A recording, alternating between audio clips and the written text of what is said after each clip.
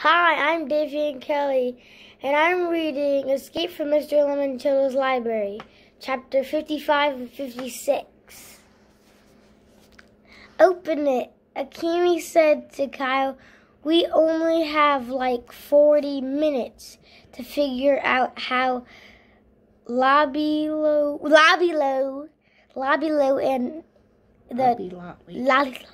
Lolly and the Dandy Bandits crawled into the bank in 1968. Kyle flipped through True Crime Ohio to the place Kyle flipped through where Charles had slipped in his bookmark. Well, said Miguel. Chapter 11, the Dandy Bandits burrow into a bank vault. Even though should not steal, said Akemi. And I'll bet they crawled in right, said Haley. The clever thieves, Kyle read from the book, took up residence in an abandoned dress factory next door to the Gold Leaf Bank and spent weeks tunneling from its basement into the bank vault, which, said Miguel, according to those old blueprints I found, was down there. The book sorting machine is now. That explains the first clue, said Kyle. The book title was Get to Know Your Local Library. Dr. Zinchenko meant we needed to get to know this library. This also explains why she wanted us to read those Sherlock Holmes stories. The Adventure of the Red-Headed League, said Sierra. The story about robbers tunneling into a bank from the building next door. Kyle nodded. Dr. Zinchenko told me she had just reread it. I'll bet that's where she got the idea for the whole game. Hey, Charles should have stuck with crawling through sewers like he did in the video game, joked Miguel. He might even find the Dandy Bandits tunnel before we do. Come on, you guys, said Haley. We need to be back in the basement. I'm coming with you, said Mr. Limoncello. I just have to see how this story ends.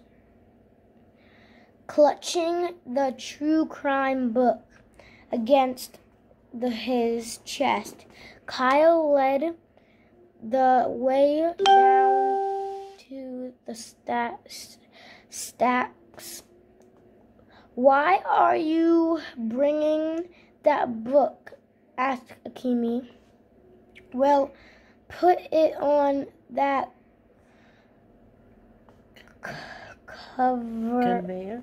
conveyor belt thing. Kyle explained. Whatever basket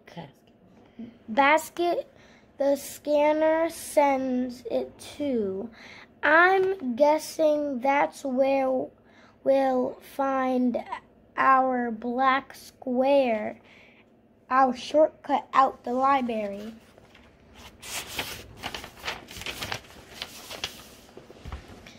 Exactly.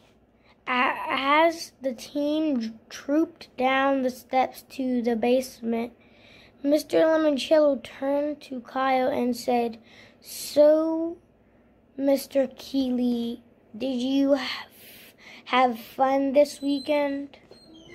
"Yeah." "Good. Congratulations, Miss Hughes. It seems you have already won Akemi." Sort of blushed. "What do you mean?" asked Kyle. "In her essay, your extremely good friend wrote, and I quote, 'I want to see the new library so I can tell my friend Kyle how cool it is.'" "You wrote your essay about me?" "Maybe," mumbled Akemi. "Whoa," said Kyle. "No one's ever done that before." "Well, no one's ever going to do it again if you blow our chance of winning this thing. So can we please stop yakking and find our way out of here?" "Works for me." "Warning," said the calm voice in the ceiling speakers. "This game will terminate in 30 minutes. Everybody moved a little faster.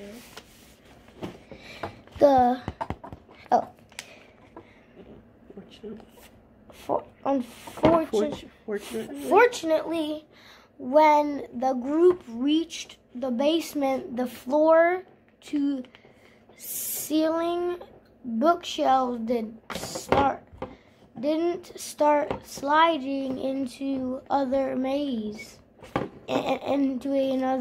formation.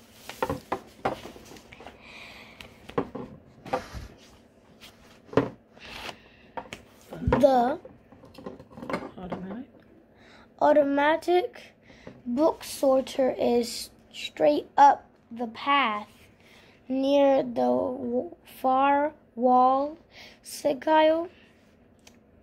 "They made it to the conveyor belt. From what I remember from the old blueprints," said Miguel.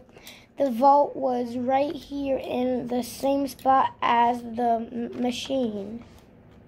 "Okay, you guys," said Kyle. "Whatever. Robo Basket.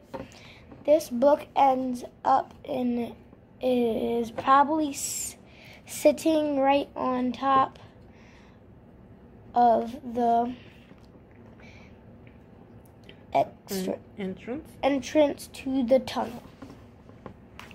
Here goes everything." Kyle placed True Crime Ohio into the area of crisscrossing beams. Nothing happened. "What's going on?" cried Miguel. "Why isn't it working? Maybe this book isn't heavy enough." Kyle pushed down on the cover of the book a bit. Still nothing. They stared dumbfounded at the book sitting on the immobile belt. "It wouldn't stop moving yesterday," muttered Haley. "It wouldn't stop moving yesterday," muttered Haley. "That's it," cried Akemi. She hurried to the wall and flipped the emergency shut-off switch back to the on position. Several red lasers scanners sprang to life under the book drop slot. The belt started moving slowly. The single book worked its way down the line like a candy bar on a wrapping machine. When it reached the third robo basket from the end of a set of rollers popped up and shutted the book off to the side into the waiting wire basket. The conveyor belt stopped rolling. The robo cart rolled away. Nothing else happened. That's it. Warning, said the calm voice. This game will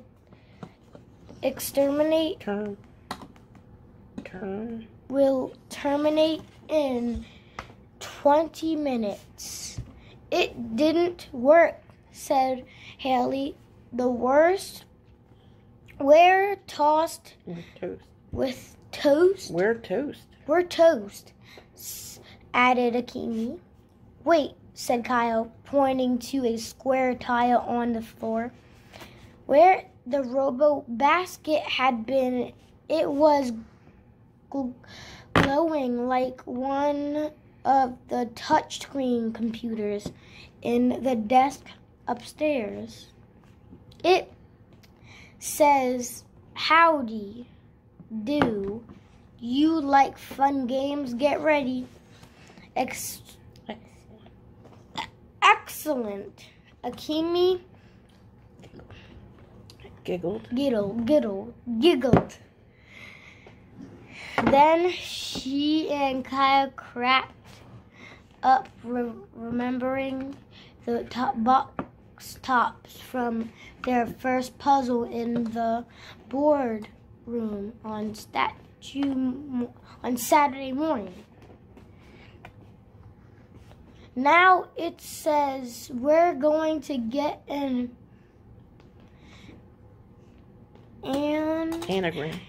anagram, said Kyle. My favorite kind of cookies, said Mr. Limoncello. Okay, everybody, said Kyle. Gather around. Get ready.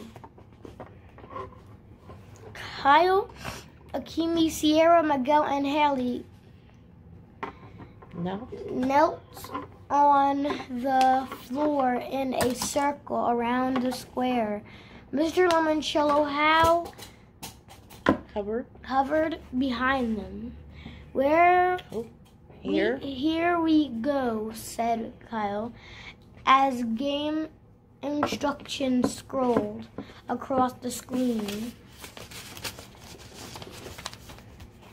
Give me 16 words made from these 16 letters in 16 seconds or less. A 60-second clock popped up at the bottom of the screen, and then a 4x4 boggle jumbled of letters. Luigi L. Limoncello. Luigi L. Limoncello, mumbled Kyle. The 16-second clock started ticking down. Sierra shouted out, "Lemon!" and a ding sounded from the speaker above. The 5 teammates started shouting out words. Cello. Eon. Elm. Lion. Mole. Leg. Boy.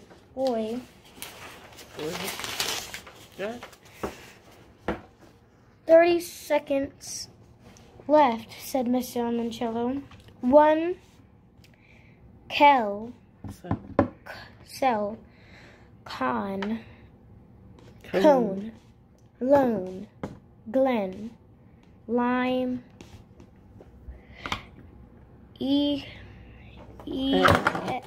mold. We already said that. Melon. That's 15, said the voice in the ceiling. 10 seconds left. Anybody get 5, 4. Clone, shouted Haley. Colonel, shouted Haley. The computer screen flashed. Congratulations. And winners, some were a game. Some were a game show. Some were a game a game show. Game show what? Audience. Cheered, fireworks, rockets whistled through the air, and several geese honked out of hooray. Say that with meaning. Hooray. Say it with meaning. Hooray! Hooray! Please stand back, said the soothing voice in the ceiling cloud, and his teammates did as they were told. Warning, the voice continued, this game will terminate in 15 minutes.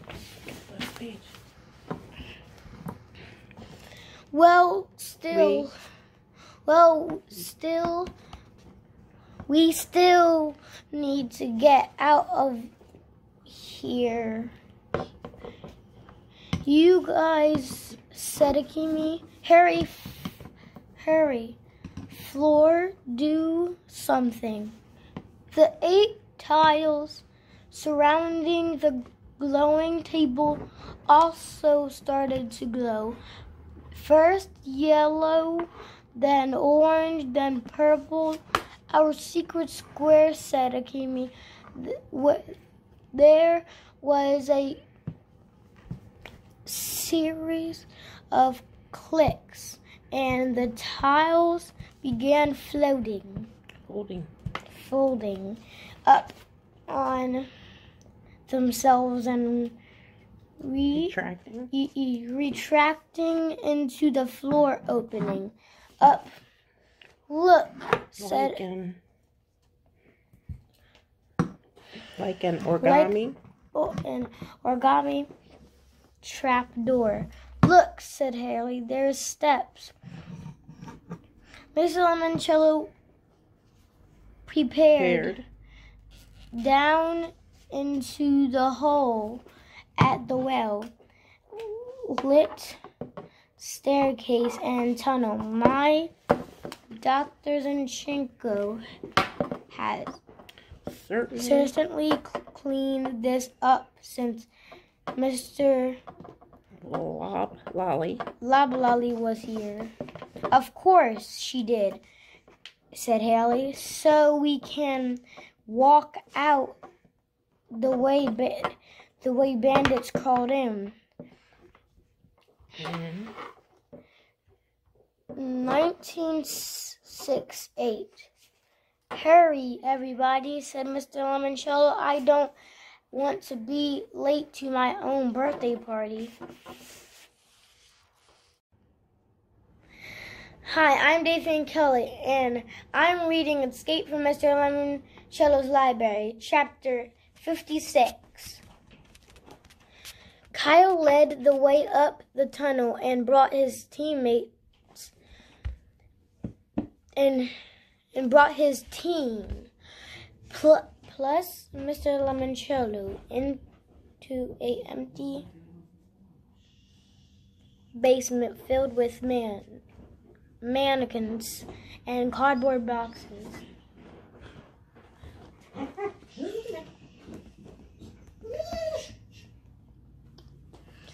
This must be the central seller of one of the clothing shops in Old Town, said Kyle. The fitting factory, and Haley reading a tag on a shipping crate. It's one of my favorites. And Sierra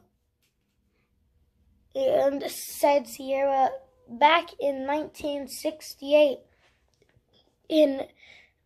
it was the real dress factory that Leopold Lablali and the Dandy Bandits used. There's some steps over here, said Miguel, climbing a wooden staircase and a door. He jiggled the knob on man. Oh man, it's locked. Kyle looked up at the dingy casement windows about 10 feet above the cellar floor. He couldn't help grinning. It reminded him of another game he'd won once. This time he just have to reverse things a little.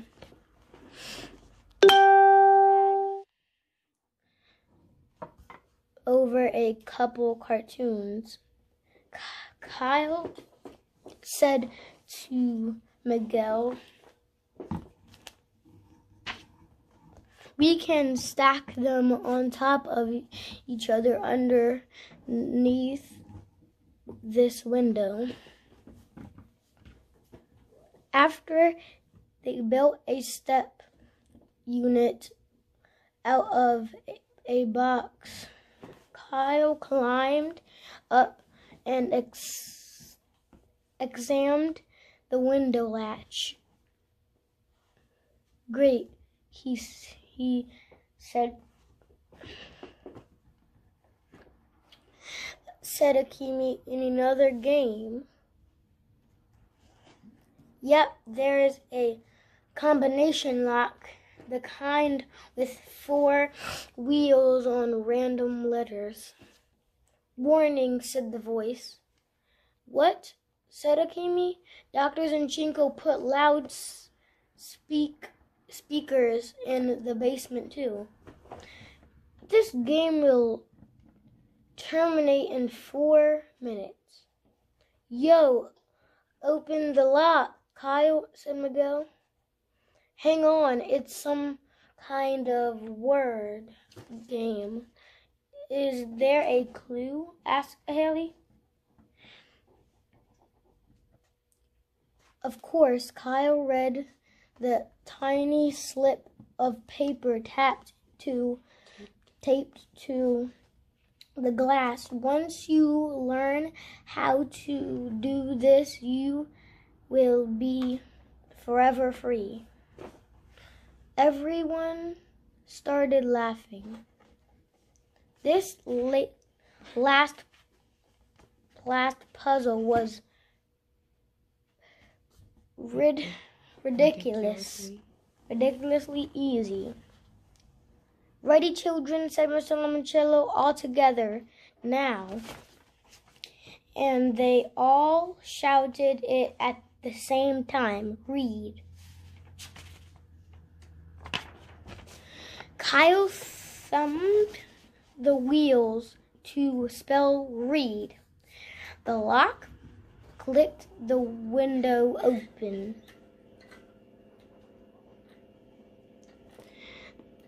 And this time he didn't need to shatter any glass to win the game.